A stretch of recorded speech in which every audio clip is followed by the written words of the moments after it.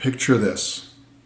A resident in your community has an unauthorized guest staying with them. Then one morning, federal agents show up, conduct a raid, and leave the home in shambles. Now your association is facing thousands in repair costs. Sound far-fetched? Unfortunately, it's not. These situations are occurring more and more across manufactured housing communities, HOAs, and condos alike. Let's talk about one of the most significant hidden risks in community management: unauthorized occupants. They can blindside even the most well-run communities. Here's the reality. When someone stays in your community who hasn't been properly screened or signed any agreements, particularly if they're renters, I recognize in HOAs and condos, you typically don't have the authority to say who's going to live in a house temporarily or permanently. That's not your place. But if you have a renter, or particularly if you have a manufactured housing community, this certainly does apply to you. So this unauthorized tenant or occupant can create a serious accountability gap. They haven't agreed to follow community rules, they haven't gone through any background checks, and most importantly, they have no stake in maintaining community standards. A manufactured housing community recently learned this lesson the hard way. They had a renter who let an unauthorized person stay in their community-owned unit. When authorities discovered this person was wanted and conducted a raid, they left behind $40,000 in damage.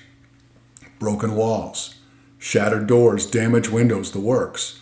And since the resident had no insurance, the community was left holding the bill. So what can communities do to prevent ending up in this situation? 3 approaches have proven particularly effective.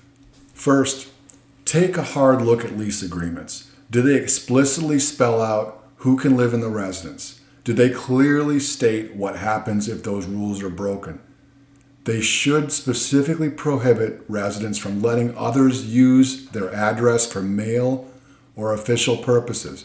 Now keep in mind, this goes beyond just you can't stay here. It's you can't let someone use this mailing address if they don't live here.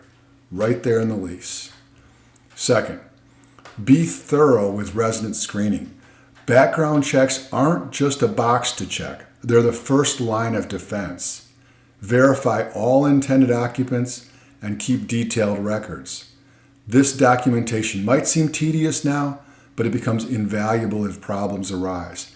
And keep in mind, I recognize that those of you who are running condominiums, again, HOAs typically won't factor into what we're talking about here today, but condominiums will have individual unit owners that rent out their homes rather than the condo association itself. So keep in mind to pick and choose what I'm saying today that applies to your community and your situation. I'm talking to a wide group of people who have a wide array of circumstances, and this particularly is going to apply to those communities that are renting homes or units directly to tenants. Third, implement regular external inspections. Maintenance teams can be the eyes and ears of the community. Train them to notice potential red flags, extra vehicles that weren't there before, unusual patterns of activity, or increased package deliveries. Small observations can help spot problems early. Here's something many in property management don't like to acknowledge. Communities with more rental units face higher risks, period.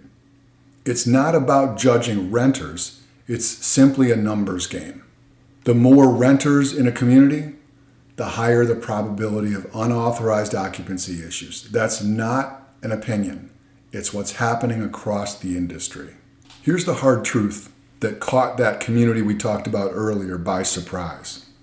When law enforcement damages a property during a raid, it typically falls into a liability gray area.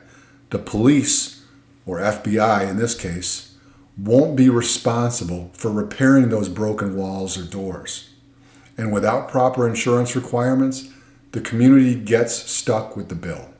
Communities with a significant number of rental units need to budget accordingly. Substantial reserves should be set aside specifically for those types of unexpected repairs. These incidents happen more frequently than anyone wants to admit. In a sense, a total loss or a huge loss relative to the revenue that a particular unit or home is generating. And without preparation, these losses can devastate a community's financial stability. Take a moment today to review your community's occupancy policies. Ask yourself, are they clear enough? Do they address newer challenges like short-term rentals or home sharing? When it comes to unauthorized occupancy, prevention truly is your best protection, because once the damage is done, your community's financial well-being is already at risk. If you found this perspective valuable, we invite you to connect with us. Facebook viewers, like our page and follow us for regular updates. Feel free to message us directly with your questions or community challenges. Instagram viewers, hit follow and feel free to DM us with your questions or community challenges. YouTube viewers, subscribe to our channel and check out the video description for helpful links. Visit our website to discover our thought leadership content, books, and resources that can transform your community management approach. Whether you're dealing with the challenges we discussed today or other community issues, we're here to help. Thanks for watching, and we'll see you in the next video.